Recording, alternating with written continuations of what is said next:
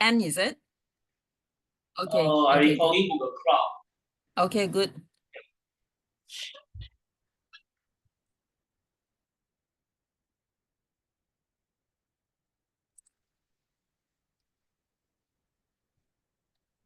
Okay, hello everyone. Just to say hello to everyone. We will wait for another 3 minutes, then we will start our AGM today. Let me share my slide also.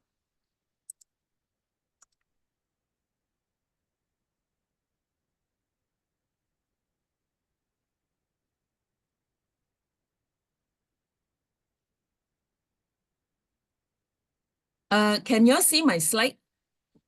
Yes. Okay, thank you.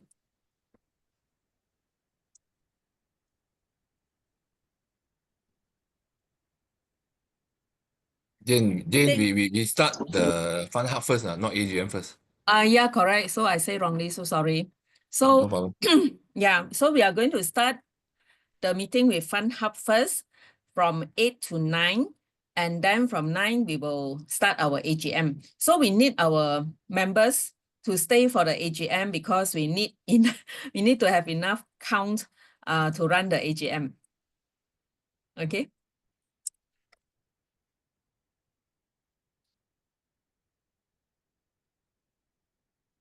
I'll wait for another 3 minutes. Hopefully more people joining in.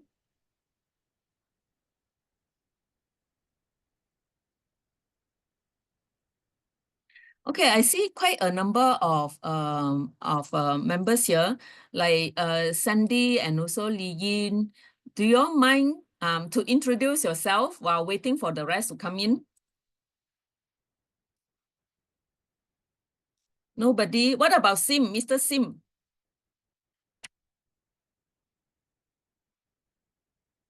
I see Christine. Christine, you want to introduce yourself? Hello, Christine. Hello, Christine. Long time no see. So Christine is a long-time member. Yes. Christine, you're muted. That's why we cannot hear you. Oh, you're muted. Hello. Hello. Yeah, it's really been a while, a really long time, busy with family. Yeah. So what should I say? Previously, I think I was the first KFSC secretary. Yeah, together with Chuang Chi Ming, Teong Hooi they all. I think we are the early batch lah. So yeah, I was in IT, nice. but I think I stopped IT for past 10 years already. Oh, what do you do now? Now I have 2 boys. So I'm a full-time stay-at-home mom. Yeah. For now at the moment. Yeah. Okay. That was the path I went through also.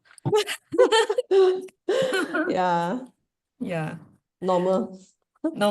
Yeah lah. Have to lah. 2 boys. I have 3 boys. I have two boys and one girl. Okay. Okay, now it's 8:10. All right, so I shall start. Okay, so thank you everyone for attending our FunHub and AGM today. So as you can see from the title of the slide here, we are going to start with FunHub first, and the title of it is about how to transition from corporate to expert advisors. All right, so let me introduce myself. Okay. This particular FunHub talk, right? I will start some presentation first, then later on I will also invite Teong Hooi, who is the president of our Quack Foundation Scholar Club, to also share his path becoming an expert lawyer. And we also invited a guest from IBS, Wan Yun here. So she's here to also share with us how to make use of platform to brand ourselves or sell our services and so on. All right. So let me introduce myself first. So this one is like a resume, but then okay.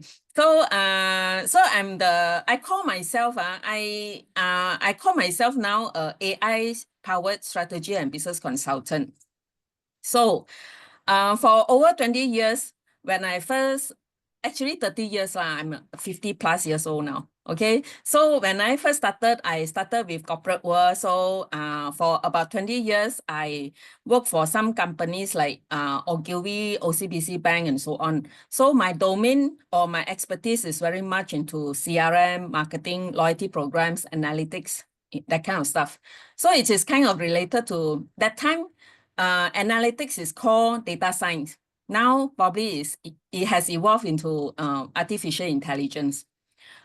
And when I turned 40 years old, because of the growing kids, I have 3 kids to look after. So I decided to quit my corporate world and started one of, but then, you know, I thought I will be a full-time housemaker, but somehow I started a digital platform where I sell tutorials, ebooks, and I also publish books to jewelry makers around the world. So, and I no longer do that business now. So now at 50 plus, I decided, hey, kids has grown up already. I should come out and do something. Okay, so I venture into coaching and consulting. So I help SME entrepreneurs to build purposeful and profitable business, and that is my mission. So in this talk, I would like to share my journey. All right, so I think because I'm sure, you know, people who are working in the corporate world, like me last time, I always think about, hey, can I start my own business? So maybe some of you who are in this path, you also have that thought. So can I know, you know, any one of you do thought about that, or there's no one? You can type in the chat box, right? Okay, so what is that? Oh, I think somebody didn't mute. All right. So, why do we pick the topic about coaching and training or consulting at this era? Why now? I think this industry is actually a booming industry. So as you can see, just now, Teong Hooi asked, you know, about HRDC. You all know all the companies that has 10 employees and above, they are required to actually contribute levies for HRDC, and so that they can actually claim the fund for training their staff. So, training, there are actually a lot of untapped HRDC fund, I was told, that's not being fully utilized yet. So to become a trainer, you know, then we have the opportunity to actually participate in this training industry and claim the fund from the corporates. So that's why we are saying that the training industry is booming. And what about coaching and also consulting? Coaching is also a very Changi word. Started from the Western. I think the Chinese people and the Western people, they define coaching slightly differently. But then coaching, I think to me, they come from the West. And coaching is about, you know, unlocking people's potential by asking a lot of transformative questions. All right. And consulting, what about consulting? Consulting is for people who has a lot of experience in certain domain, and they are able to come out and give the kind of advice. So that is what we call consulting. And usually people in consulting, they can demand very high pay. You know, you heard about McKinsey or Arthur Anderson's consultant. So these people are usually very high paid one. Okay, just to give you some ideas how to differentiate them. So if you look at these quadrants, 4 quadrants here, 4 segments here. So coaching is on top, right? Coaching, like I mentioned, a coach is someone who asks transformative questions to encourage the coachee to come up with their own solution. And they use a lot of careful listening in order to, you know, catch certain subtext, and then they want to enable the client to stretch their boundaries and improve in the agreed area of work. So this is coaching. So usually by asking questions, then the client will actually discover their own answer. So the coach refrain from giving answer. So that is the role of the coach. Okay, and what about consulting? Consulting, as I mentioned, it is a lot to do with using their own expertise and deliver and help the clients to solve problems. So solving problem is the keyword. And usually they will give done for you solution to the clients. That's why they demand higher pay. And what about mentor? Mentor is usually they are very experienced. They're actually gone through certain path as you do now. So people go for this kind of mentor to actually tap into their experience. And training is about, you know, it's about filling up certain skill or knowledge gap. Okay, so as you can see from here in this quadrant, right, we have one-to-one and one-to-many. One-to-one means the service delivery is the person, the service provider to one person versus to a group of people. So training is usually to a group of people. So that is called training. Coaching is usually, it can be personalized one-to-one, and it can also be conducted in group. But of course, one-to-one is more impactful. Okay, so what are the requirements required to be expert? So as you know, if you want to be expert in certain niche, you need to have relevant expertise or experience, or maybe you need to have certain degree or at least diploma. All right, and then the other thing is you need to have very good listening skill, especially for the coaches, and we need to carry ourselves very professionally. And another thing is, usually these experts we have very good mindset, keep on learning. Like me, right? People say, hey, you want to be AI strategy coach? Can or not? You 50 plus already. I say, why not? Not so hard, leh. That is what I told them. So we keep on learning one. And certification is also probably quite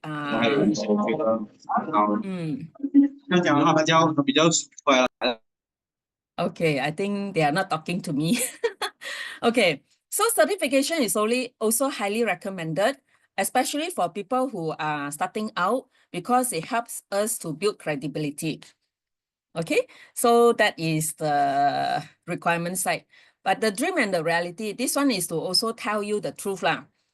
For people who want to start a business, not just coaching and expert coaching or whatever, even any other business, the starting is always the toughest. We need to really build enough credibility, reputation, and get a lot of testimonies, so people know us to be the authority in our field. So that starting stage, right, probably will take, at least half a year to 1 year plus, or even longer, who knows? It really depends on whether you have good network or not. If you already have very good networking, people know you when you are already in the corporate, then no problem. You come out immediately, you can secure some jobs already. But for people who do not have that kind of network, maybe everything start from scratch, it will take a while. So what I want to tell you is, if you want to come out and start a business, you need to make sure that this is not a lifestyle business where you can, go travel everywhere and do the job. Yes, if you have the secure job. If not, 60% of your time you spend in marketing and sales. Okay, and then there's no income for a period of time. That is the reality. Okay, so just to very quickly go through, this is the expected process flow. Whoever want to come out and do their business.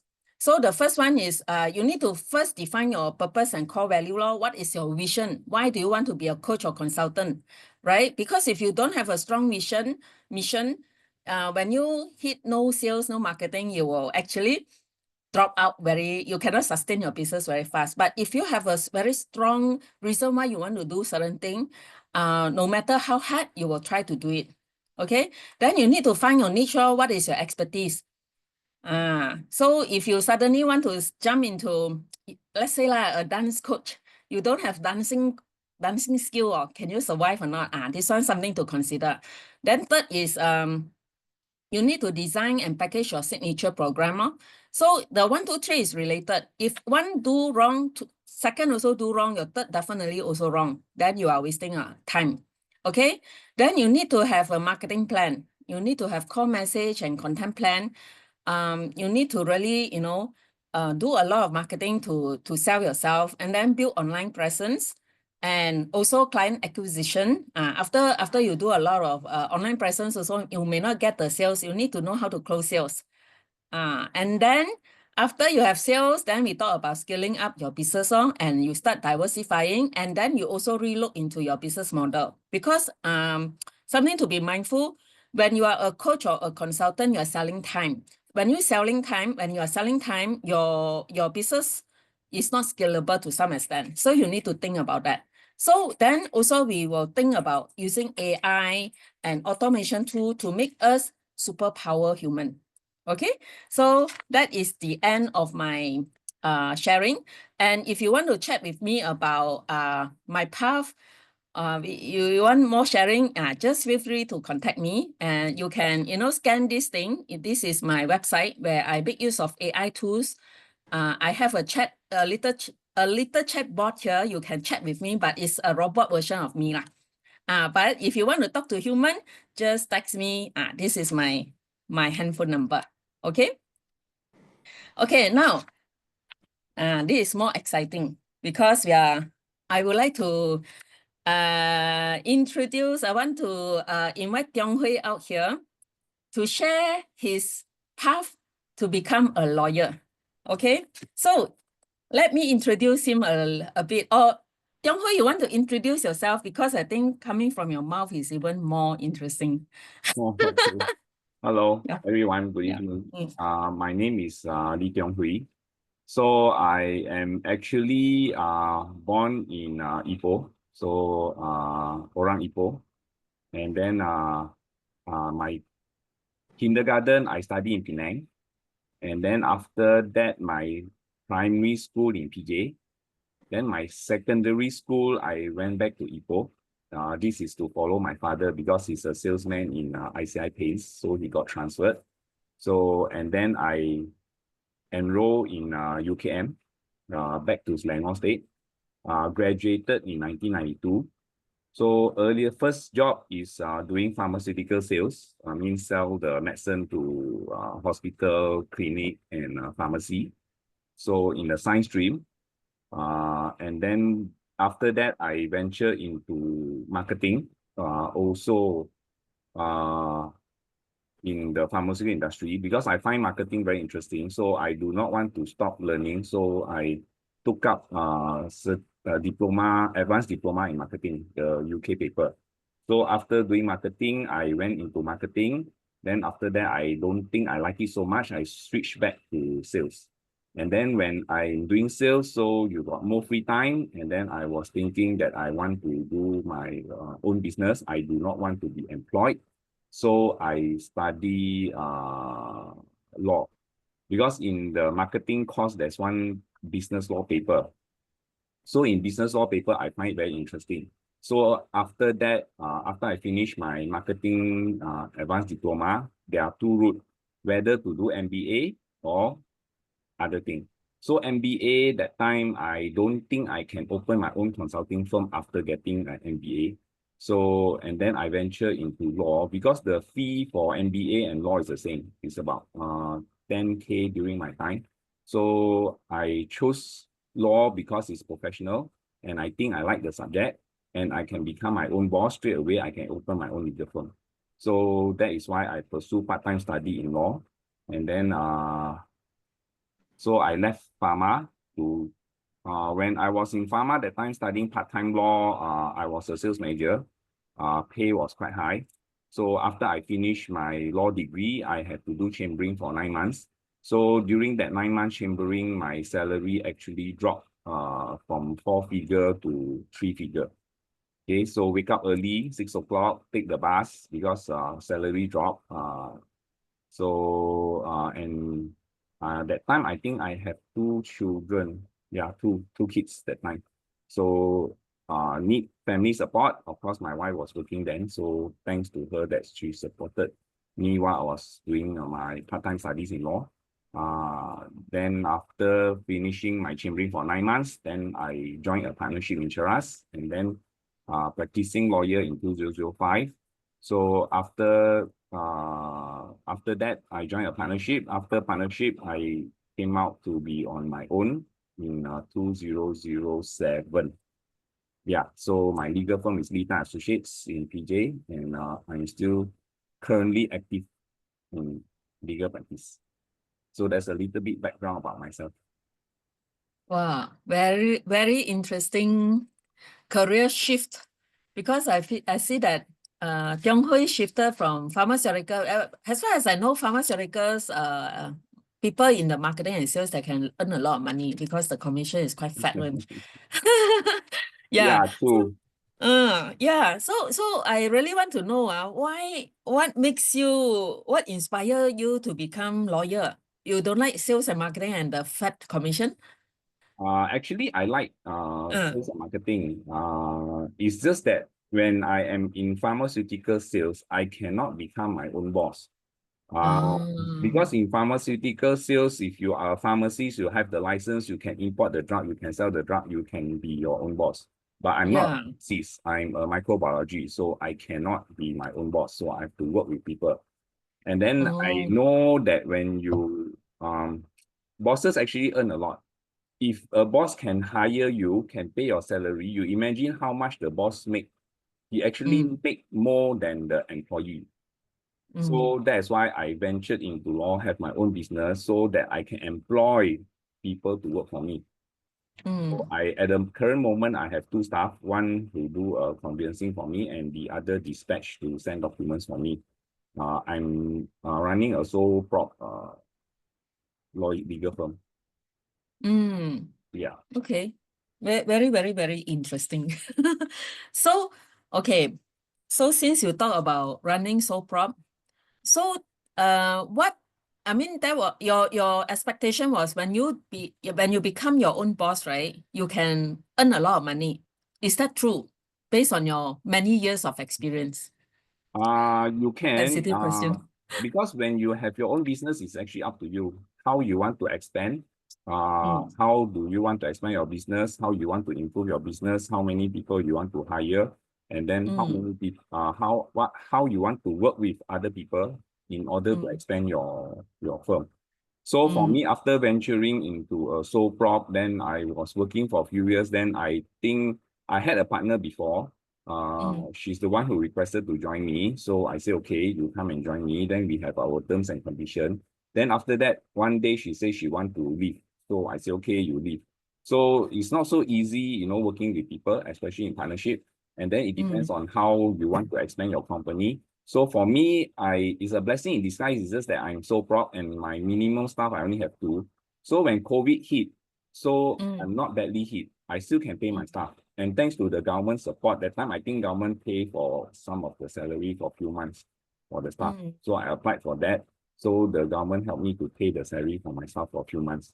So that's why I'm not badly hit. But some of my other friends who had very big firm, 10, 20 employee, then suddenly COVID hit, got no business, then they have to lay off their employee. So it depends. So if you have a very big company, make sure you have enough savings and enough revenue to support your staff in times of trouble. So like, for example, for legal field, like in conveyancing, you can actually work with a developer. You can get work with developer and you can work with the property agent. They can introduce client to you and you can work with banker. So the banker will also introduce client to you to do bank loan. So depends on how you want to expand your business. I have a friend who tell me, I mean, both husband and wife lawyers.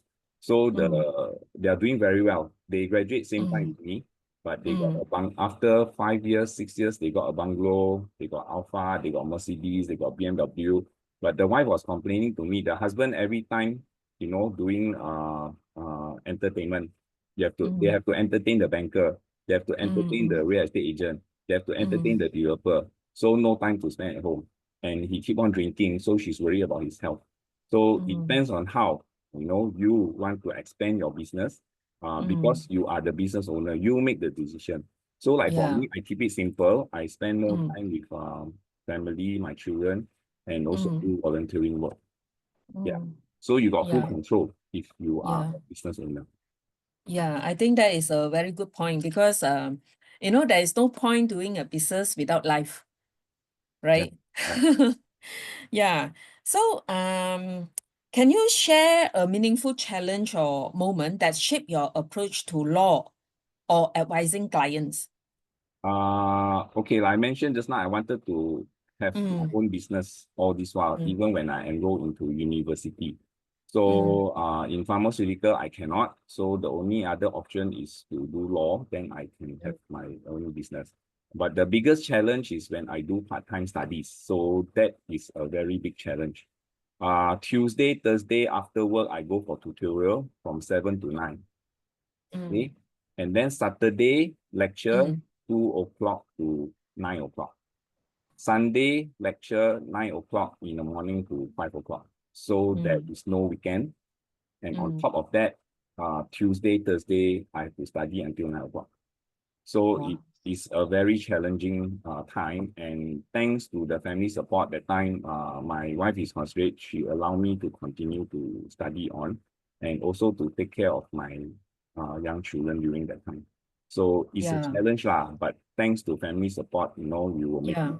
But for me, the most important point is perseverance. You don't give up.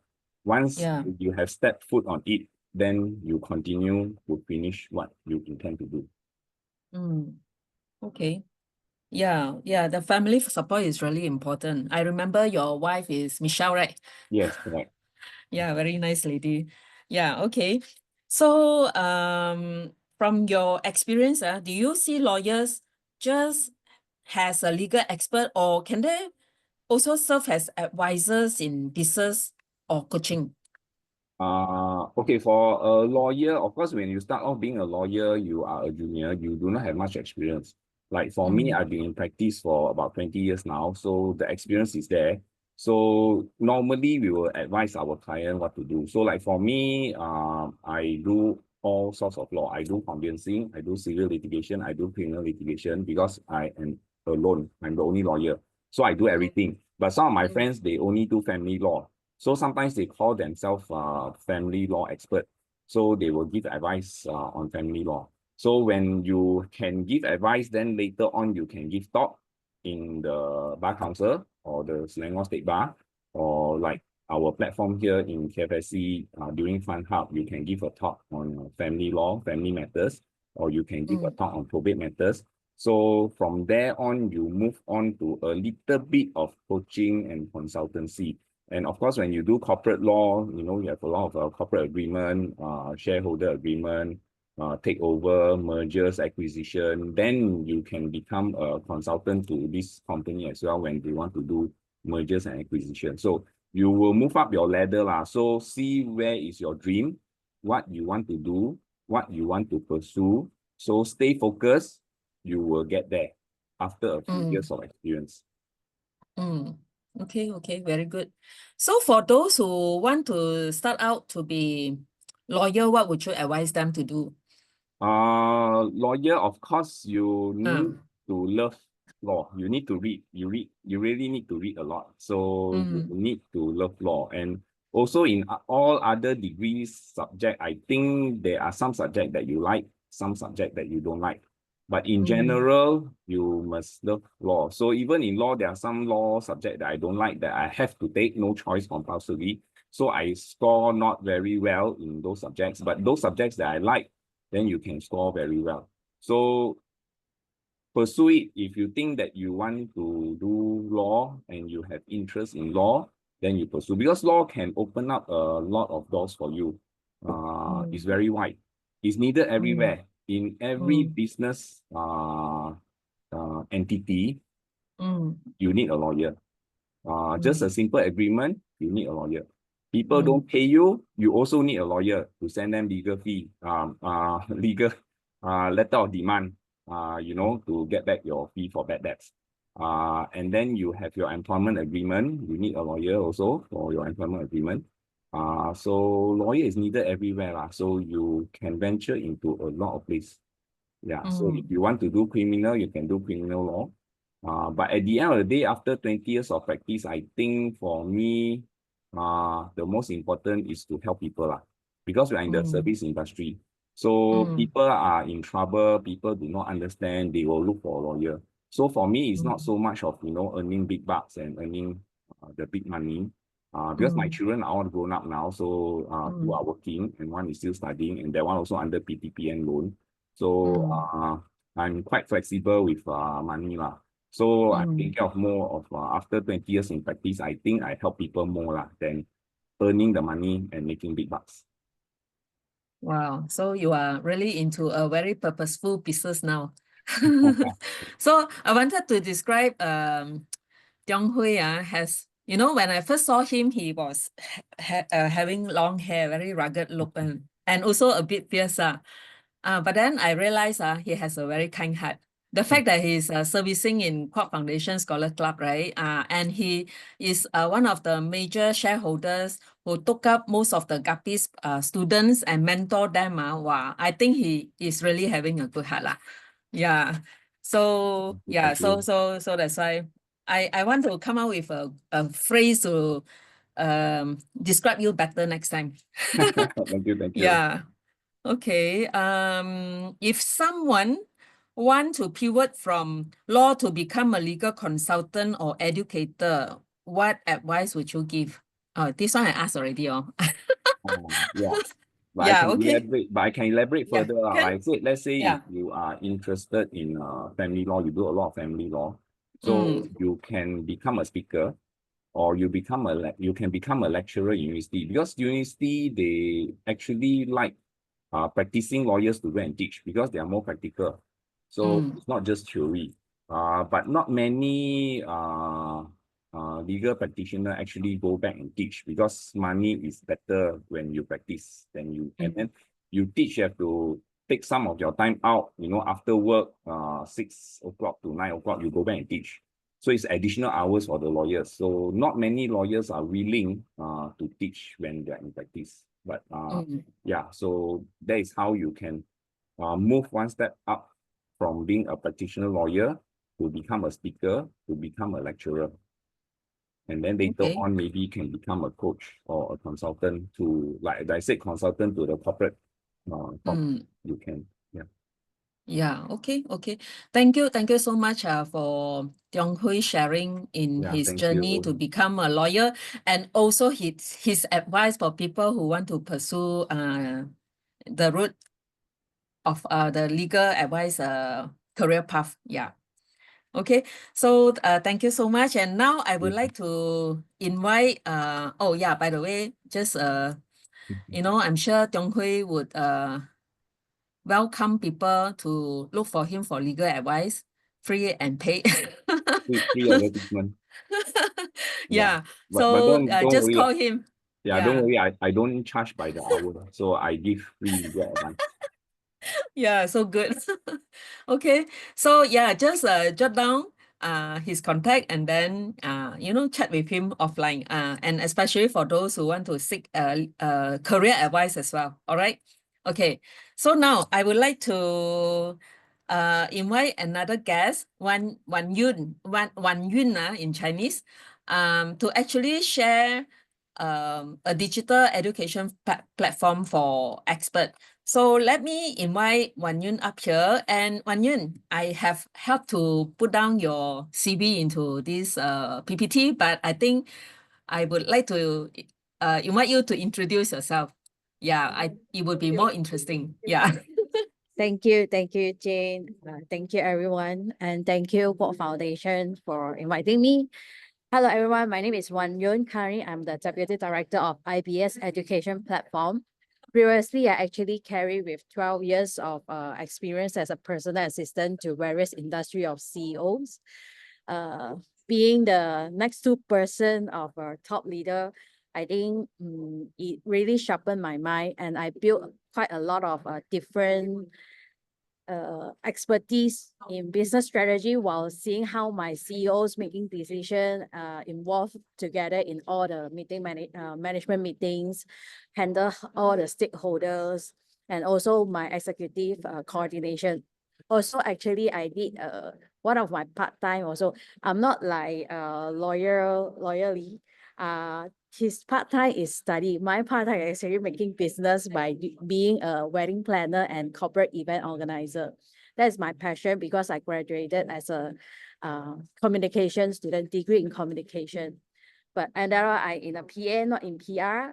Still, while I'm doing my PA job, I'm still doing some PR job as well.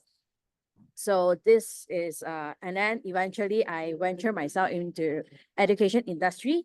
This is where I am now also. Previously, before I joined this IBS education platform, I actually run quite a few training and education event under HRD Corp. So this is me now also. I'm the president of Pertubuhan Pendidikan Perdagangan Antara Bangsa Malaysia. This is all about me. Okay. Thank you, Wan Yun, for your introduction. So, tell us more about this IBS education platform. What is it about, and how can it help the experts? Actually, this IBS education platform is actually born from the vision from my professor, a Taiwanese, but has been in China for almost 20 years and spent almost 27 years in the education industry. So he knows best the pain point of being a trainers and also training provider and the learners like students. Because like for learners, we always struggling how to find relevant skills or improvement program that we wanted to. And while for trainers, it's always lacking the right platform for them to showcase themselves, showcase the expertise that they can offer to the market. And while for training provider, they need sales, okay, very direct, that needs sales. So this education platform was created to bridge the gap between learners, trainers, and training providers. Come to think of it, it's like e-commerce, like Shopee, Lazada, but this one is purely for education related purposes. So who we are normally, who expert or what kind of experts normally use our platform is like, actually it's a very dynamic space to accommodate almost all kind of trainers, speakers, coaches, or even digital creators. Whatever you wanted to share, you're willing to teach, you're willing to share, we are more than happy to welcome you. We always say, I always find that this is, maybe it's Asian people or especially in Chinese, we always belittle ourselves and think that, my skill, my knowledge, my experience wouldn't like some others wouldn't be interested to learn about. But maybe you are great in Canva, someone is not, and you know all the shortcuts. This is something that you can share. Or maybe you are fluent in Mandarin, someone wanted to learn about Mandarin in a better way. That is your value. Like how Jane come out today, become a coach, business coach. And just now I heard that Christine is a housewife. Who knows, somehow someone maybe want to learn from you how you really can take care of the house. I mean, like cooking also. These all skills is actually somehow very meaningful to others people that we don't know. So this platform is like a collaborative marketplace for education, training, and ideas. Okay, thank you so much, Wan Yun. So, in one shot, I think it is almost like Udemy. It is a marketplace for learners to find good trainers and to learn new skill. Yep. Right? Yeah. Yeah, So like an enhanced version Yeah. of Udemy. Udemy purely for courses, and we actually bring together, because some of the courses that tag along together with some materials or tools. So here in our platform, you can actually bundle it together with the course and one shot sell it to our, I mean, like let the learners buy it. Okay. Yeah. So what kind of experts use your platform now? Okay, I think just now I answered the question, like actually it's a very dynamic space, I would say, from like very seasoned corporate trainers or business consultant like James, or even like lawyer who willing to share but not willing to contribute that much of time back to uni.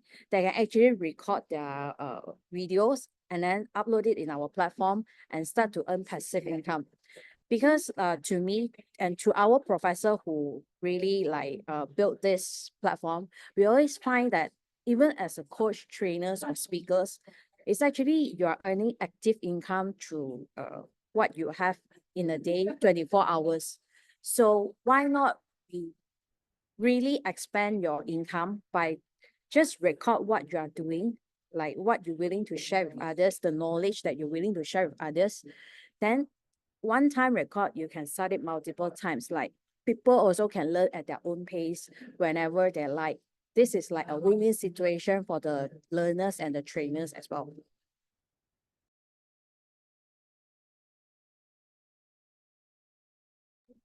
Jane, you're muted, sorry. Oh, sorry.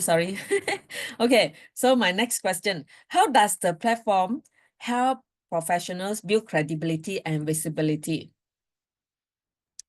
Just now, I think Jane mentioned before others people can really like acknowledge your profession, you need to at least in the market for some time to build your credibility, to build your existence in the market for at least 1 to 2 years. In our platform, we actually acknowledge this problem. That's why we have in our education platform, we actually let all the trainer, coaches, or speakers to have their professional profile page. It's like a digital resume or portfolio, which is accessible worldwide, anytime, anywhere. If you're interested, you can go to our website, edu.isibs.com, to have a look on our existing speakers, trainers, or training providers portfolio. And also in our IBS, Intelligence Business Solution, we also have another tool called Digital IP Cards. We all know that nowadays, IP is very important for everyone. So we have this IP card, it's a digital business card. It's like a personal landing page designed to showcase your trainers, coaches or trainers' expertise for you to brand yourself. Also, we do have our own AI factory to help trainers, speakers, whoever that they have idea but don't know how to conceptualize it into something that they can deliver as a course. So this is what we have. Okay, thank you for sharing. And what trends are you seeing in how experts market themselves online now? I think the digital world nowadays has shifted. Today, I would say authenticity beats perfection. It's not really about like, I need to be perfect first, then only I start to upload things. But the authenticity is the thing that really key. Like for fresh grad, who willing to openly share their learning journeys, career tips, or as good as, hey, I just finished my interview and I scored it, and share the tips, how you score the interview. I think nowadays people are start to liking all this kind of really authentic and genuine, I would say genuine content. It's not something that we purposely to plan it out, and we purposely to control what we want others to see. Also, I would say video content nowadays is a king.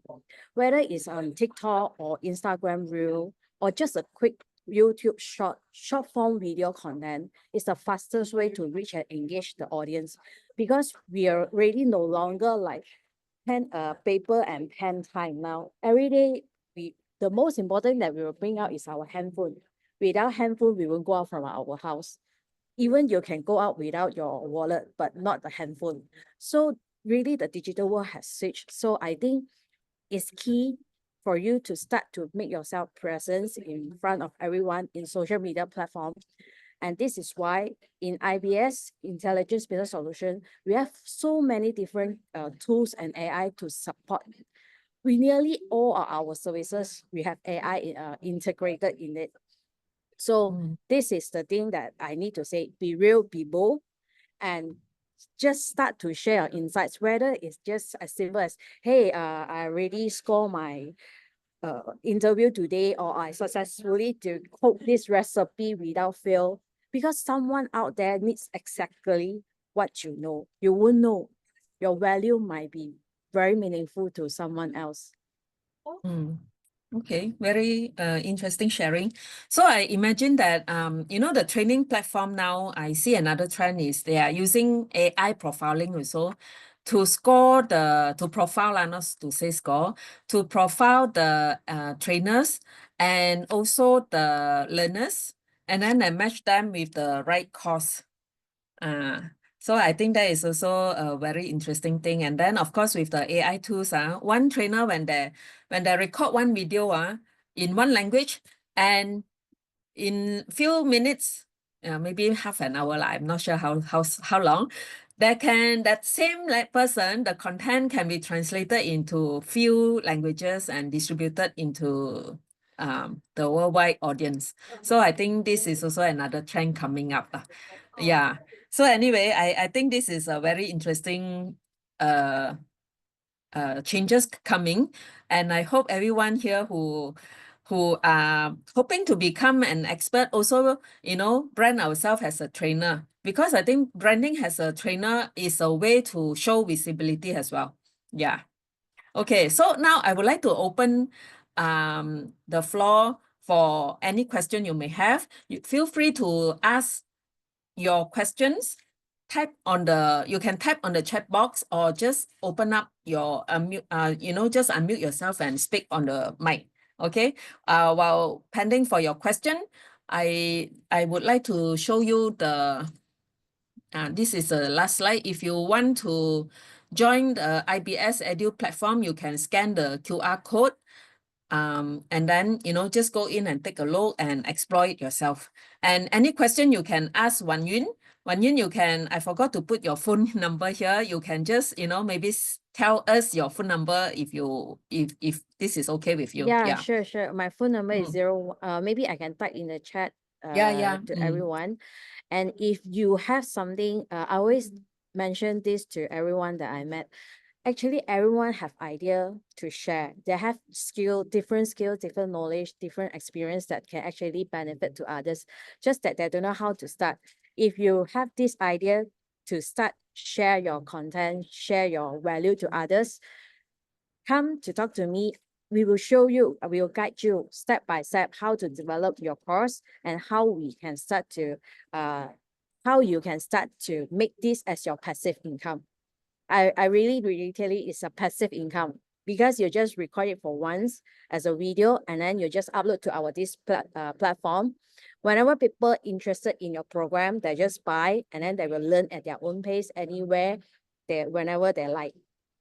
If you really have the idea but not sure how to start on this thing, please come to me. I will type my contact number in the chat box. Thank you. All right, thank you so much for your sharing, Wan Yun. Let me see whether there are questions for us. Okay, any more question? Any other question? Feel free to ask. If not, then I will pass the floor to our president so that he can start the AGM. Okay, any question? No question? Okay, Teong Hooi, I think you can take over now. Thank you everyone for attending our talk. Thank you so much. And now Teong Hooi, pass to you. And thank you, Wan Yun, also. Yeah, all right. Thank you, everyone. I Okay. make a move first. Have Okay, a smooth thank meeting. you, bye. Right, I can share screen, right?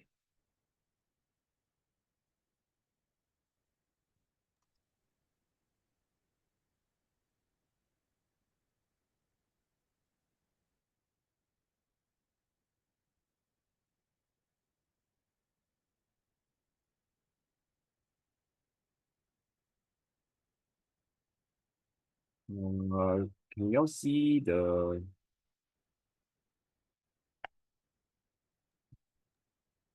We can see your slide, but then not sure why there is no slide. another layer on top.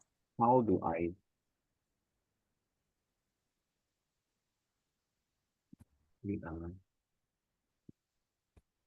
how do I get out of this? Okay. Yes, okay. This one is not presenter